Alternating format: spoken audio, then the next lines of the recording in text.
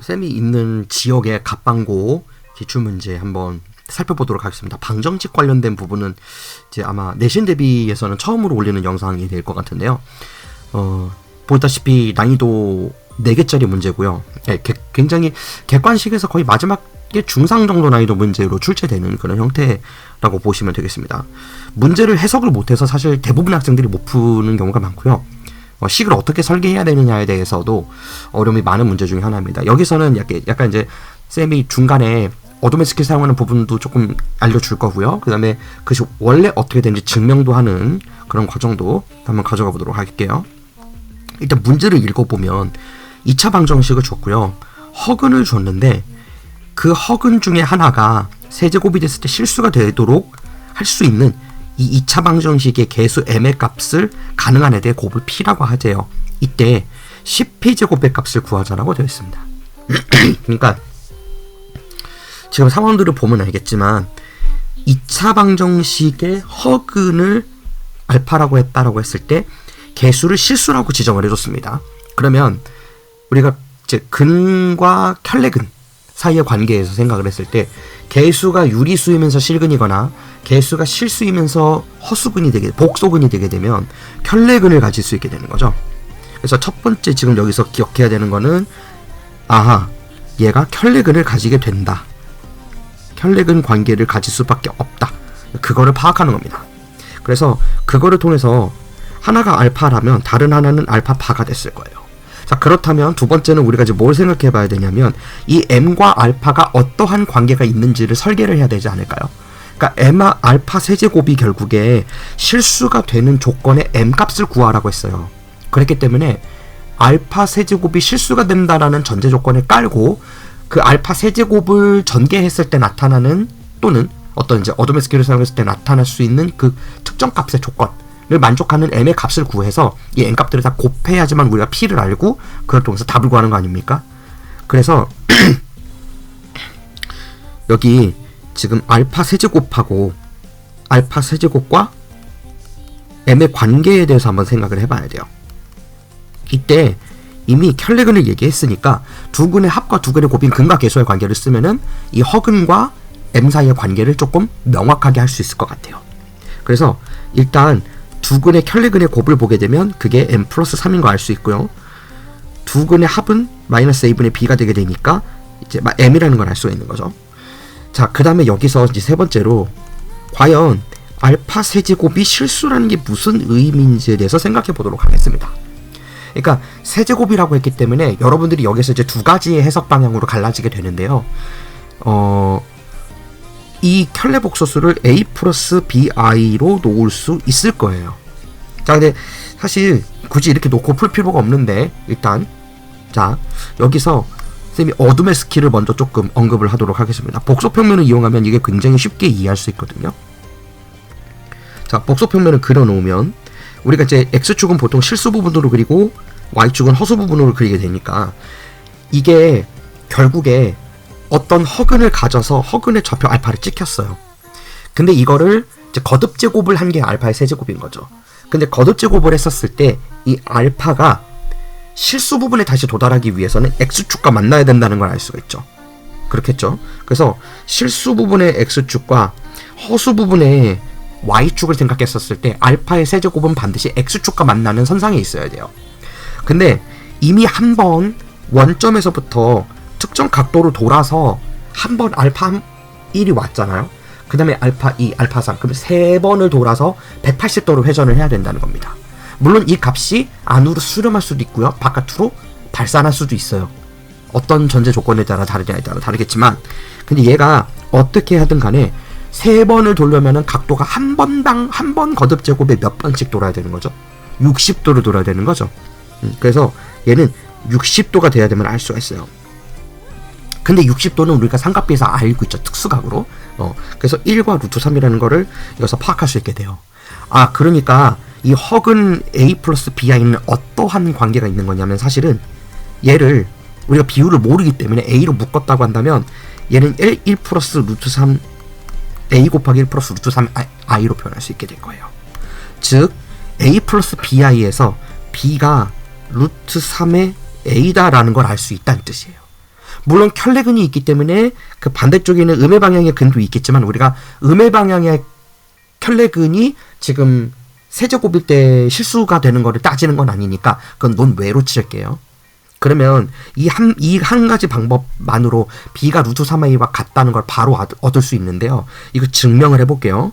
자, 원래 전공법으로는 어떻게 여러분들이 접근을 할 수 있어야 되냐면 일단 알파의 세제곱이니까 우리가 모르는 복소수라고 줬으면 a 플러스 bi의 세제곱일 거 아닙니까? 그럼 이거를 그냥 간단하게 곱셈 공식을 써서 전개를 하면 되는 거예요.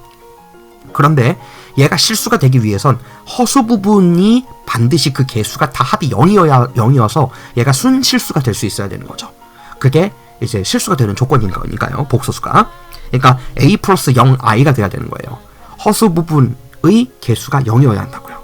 자, 이거를 전제 조건으로 두고 허수 부분에 관련된 부분만 뽑아내서 곱셈 공식을 써보도록 하겠습니다. 그렇게 되게 되면 일단 당연히 b세제곱 i세제곱이 있어서 얘는 이제 마이너스 b세제곱이 될 거고요. 그죠? 그 다음에 또 뭐가 있나요? 3ab 제곱이죠. 그 부분은 실수가 될 거고 3a 제곱 b, 그래서 3의 a 제곱 b의 허수 i 이렇게 되게 돼요. 그러면 얘는 지금 3의 a 제곱 b i가 되죠. 쌤이 위에 있는 거 허수 부분 쓰는 거 까먹었어요. 미안. 자, 그래서 이거 두 개가 지금 궁극적으로는 여기 지금 사용된 이 두 개의 허수 부분의 개수가 합이 어떻게 돼야 되는 거죠? 0이 돼야 되는 거죠. 그래서 3a 제곱 b는 마이너스 b 세제곱과 같아야 돼 라고 쓸 수 있고요. 그럼 b를 이제 하나 약분을 해버리면 a 제곱이 3분의 1 마이너스 b 제곱이 되는 걸 알 수 있죠. 근데 이거를 어쨌든 잘 정리를 하면 어떻게 되나요? 플러스가 돼야 되는 거지. 빼기니까. 자, 어쩐지. 자, 그러면 3a 제곱이 b 제곱이 된 건데 이거를 이제 추리면 어떻게 돼요? 결국에 b가 뿔마 루트 3a가 되게 되는 거지만 우리는 켤레근 중에서 알파 반은 관심이 없어요. 알파 반은 그 알파바의 세제곱으로 얘가 실수 부분이 전혀 될 수가 없습니다. 왜냐면 마이너스 60도에서부터 도니까요. 그럼 마이너스 60도부터 180도로 돌아버리면 얘는 120도에서 멈출 거예요. 그럼 거기는 실수 부분과 허수 부분이 다 살아있죠. 그러니까 불가능하다고요.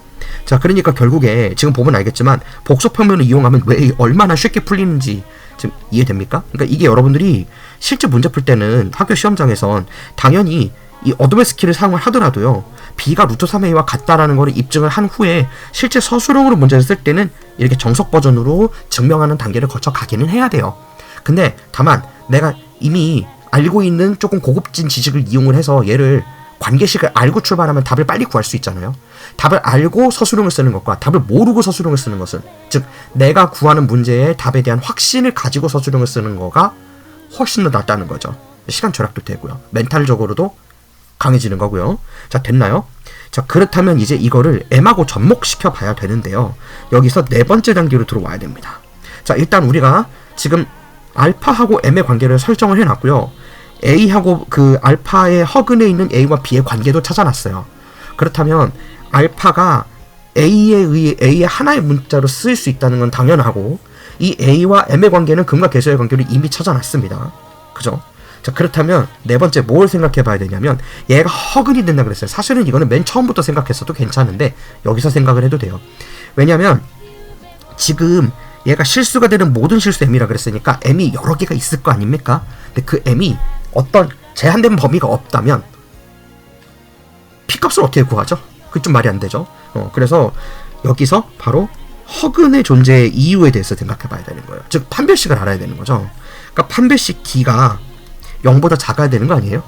그래서 그거를 이 2차 방정식에다가 적용을 해보면 m제곱 빼기 4m 빼기 12가 0보다 작아야 된다는 걸 알 수 있고요. 이거를 이제 2차 함수의 아래로 볼록 그래프의 음의 값이라 그러면 사이 값이라는 거 기억나죠? 이렇게 U자로 그리면 이 안에 들어와야 되니까. 그래서 얘가 m 더하기 2 곱하기 m 빼기 6이에요. 그래서 얘는 이 m 값은 마이너스 2보다는 크지만 6보다는 작아야 돼요. 이 범위에 들어오지 않는 m값은 이 a를 통한 m의 관계에서 구해지는 어떤 이 알파 세제곱이 실수가 되는 조건에 만족될 수 없다라고 보는 거죠. 그러니까 알파 세제곱이 실수가 되기 위해서는 두 가지 조건을 만족을 해야 되는 건데, 일단 첫 번째로는 알파 세제곱이 실수가 되기 위한 a와 b 사이의 관계의 b가 루트 3a라는 조건 하나가 삽입이 돼야 되고, 거기다가 이 m의 값의 범위에 해당하는 맞는 a 값이 존재할 거라는 거예요. 납득됩니까? 요렇게 풀 수 있어요. 자, 그래서 이 3번과 4번 조건을 두 개를 접목시키면서 근과 계수와의 관계를 이용해서 a와 m 사이의 어떤 관계식을 풀어보도록 하겠습니다. 일단 이 알파 세제곱이 실수가 될 때의 전제 조건을 깐 알파의 허근은 우리가 하나의 문자로 놓을 수 있게 되었어요. a 곱하기 1 플러스 루트 3i라고 놓을 수 있다고요. 됐죠? 근데 그런 상태에서 보면 근과 계수와의 관계를 이용해서 a와 m 사이의 관계를 우리가 설정할 수 있었죠. 근데 이제 허근이 들어와 있기 때문에, 그러니까 켤레근이 들어와 있기 때문에 켤레근과의 합에서는 어차피 b가 소거되니까 허수 부분이 소거되죠. 그래서 근과 계수와의 관계에서 일단 a끼리 더한 게 m이라는 걸 알 수 있고요. 합으로 곱으로는 좀 조심해야 되는 게 a제곱 더하기 b제곱인 거잖아. 그래서 이거는 결국에 어떻게 되냐면 1 플러스 루트 3과 1 마이너스 루트 3을 같이 곱하는 형태이기 때문에 여기는 4a제곱이 m 플러스 3이 되는 걸 알 수 있습니다. 즉 지금 이 m이 2a다, m 플러스 3이 4a제곱이라는 관계는 무엇을 전제 근거로 가져온 거죠. 여기 지금 굉장히 많은 전제 조건과 환경들이 들어가 있기 때문에 각각의 정보가 어디에 매칭되는지 논리적으로 정확하게 짚으면서 가야 돼요. 그렇죠? 이게 아무리 객관식이라고 하지만 만약에 서술형으로 나왔다고 생각해보세요. 그럼 정말 최악입니다. 자, 그러니까 일단 세 번째 조건에 의해서 알파 세제곱이 실근이 되는 조건을 가지고서 a하고 m 사이의 관계를 우리가 수립할 수 있었어요. 이미 이 a와 m 사이의 관계를 수립함으로 인해서 우리는 이거에서의 이 a를 m으로 대표하는 4a제곱을 m 플러스 3으로 대표하는 이 관계식에서만큼은 여기에 a 대신 m이 들어간다면 그 값은 전부 다 그쵸, 알파 세제곱을 실수로 만들 수 있다 이 뜻이에요. 자, 그런데 여기서 두 번째 조건이 발동되는 거죠. m도 범위가 정해져 있었거든요. 그렇기 때문에 a와 m 사이에서 알파 세제곱을 실수로 만드는 값의 관계식은 찾았는데, 전제 조건은 찾았는데, 이거를 a와 m 사이의 관계식을 하나의 문자로 정리를 해서 거기에서부터 이 논리 구조를 만족하는 근을 찾은 다음 그 근이 과연 m이 마이너스 2보다 크고 6보다 작다는 그 범위에 부합하는지를 확인해야 된다고요. 무슨 말인지 알겠어요? 풀다 보면 이해할 거예요. 자, 이거 굉장히 문제가 어렵습니다. 확실히 그렇죠. 일단 정리를 해보면 2a가 m이랑 같다는 거 알고 있고요. 4a제곱이 m 플러스 3이랑 같다는 거 알고 있어요. 그렇다면 여기서 우리가 어차피 m의 범위를 설정한 거잖아요. 그리고 지금 이 빨간색으로 쓴 이 조건은 뭐를 전제 조건으로 한 거라고요? 허근 알파 세제곱이 실수가 된다는 조건에 부합하는 m은 다 찾았다고요. 그게 이 관계식으로 나온 거예요. 자, 그렇다면 허근 세제곱이 실수가 되는 거 알았고 그 조건이 이걸 만족하는데, 이거를 풀어내서 여기에 조건에 부합하는 m의 근을 찾으면 그 m이 있을 거예요. 근데 지금 이게 잘 보세요. 여기 결국에 이 4a가 2a의 제곱 아닌가요? 그죠? 그러니까 쌤, 그러면 그거 그냥 m제곱 빼기 m 빼기 3으로는 0으로 놓으면 되는 거 아니에요? 그죠? 잘 따라오세요. 자, 그런 상태에서 이 m제곱 빼기 m 곱하기 3이 0을 만족하는 어떤 m값이 두 개 있을 거 아니에요. 이 m값 두 개는 현재 알파 세제곱을 실수로 만드는데 기여할 수 있는 m값인 거예요. 수많은 m들 중에서. 이해됩니까? 그런데 이 2차 방정식에서 산출되는 근이요, 마이너스 2부터 6까지인 판별식 허근을 가지는 조건에도 동시에 만족을 해야 된다는 겁니다. 그래야지 m값으로 인정이 되는 거예요. 이해되시죠? 그러면 얘를 근의 공식을 쓸게요. 이거 인수분해 안 되니까 근의 공식으로 유도하는 수밖에 없어요. 그래서 2분의 1 뿔마 루트 b제곱 마이너스 4ac죠. 그래서 13이 나오게 돼요. 자, 그렇다면 얘는 m 하나가 지금 2분의 1 플러스 루트 13이고요. 다른 하나는 2분의 1 빼기 루트 13인데 요 친구가 과연 이 두 개의 근이 여기 판별식 조건에 부합하는지 살펴보겠습니다. 자, 쌤이 왜 웃는지 아는 사람도 있을 거예요. 2분의 1 플러스 루트 13이 과연 마이너스 2부터 6까지 들어가는지 살펴보겠습니다. 루트 13이면은 대략 한 3보다는 큰데 4보다는 작죠. 그러니까 이게 2분의 지금 얼마나 정도 되는 거예요? 2분의 한 4에서 5 사이? 그러니까 한 2.5 되는 거죠. 그럼 들어가요.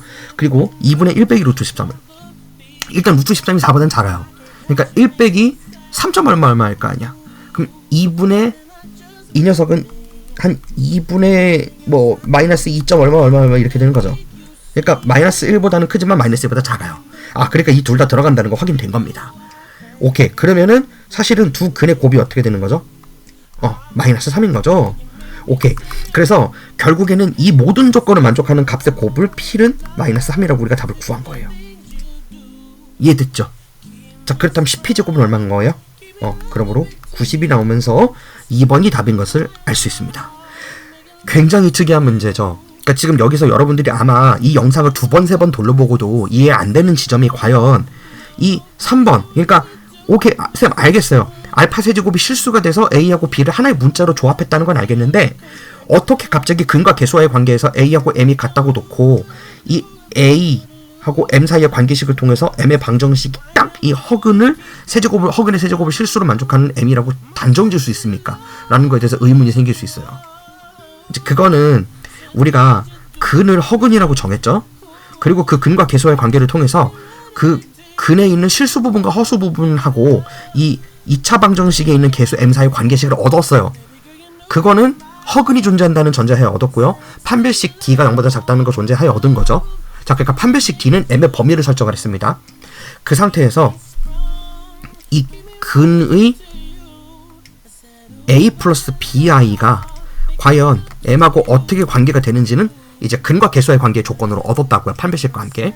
그랬는데 알파 세제곱이 실수가 되기 위한 관계는 알파 세제곱이 실수가 되도록 하는 관계를 통해서 우리가 A하고 B 사이의 관계식도 얻은 거예요. 근데 A 플러스 BI로 되어 있는 근과 M 사이의 관계식은 이미 얻어놨었고요. 그 중에 A나 B 중에 하나를 하나의 문자로 통합한 것 뿐이죠. 그거에 뭘 사용한 거예요? 알파 세제곱이 실수가 된다는 조건을 사용을 한 거예요.